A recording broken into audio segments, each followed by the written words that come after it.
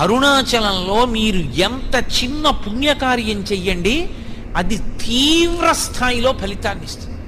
సామాన్యమైన ఫలితం కాదు. అది ఏదో పుణ్యంగా మారి వచ్చే జన్మలో మీరు సార్వభౌముడవడం, ఏదో పుణ్యంగా మారి వచ్చే జన్మలో ఐశ్వర్యవంతుడవడం కాదు. అరుణాచలంలో చేసినటువంటి పుణ్యకార్యము పునరావృత్తి రాహిత్యమునకు తీసుకెళ్తుంది. దానికి స్కాంద పురాణంలో కొన్ని విశేషాలు చెప్తారు. అరుణాచలం కొండ మీద ఒకానొకప్పుడు ఒక సాలెపురుగు గూడు కట్టింది. గూడు కడితే లేత సూర్యకిరణాలు పడ్డాయి. పడి అది విశేషమైన కాంతితో మెరిసింది. ఆ మెరుపు కొండ మీద పడింది. కొండ స్థూల శివుడు, అది శివుడే. శివుడి శరీరం మీద కాంతి పడేటట్టుగా మెరుపులతో కూడినటువంటి బట్ట శివలింగానికి కట్టిన పుణ్యం ఇచ్చి సాలెపురుగుకి మోక్షం ఇచ్చాడు. అలాగే అక్కడ ఒక ఏనుగు కొండలలో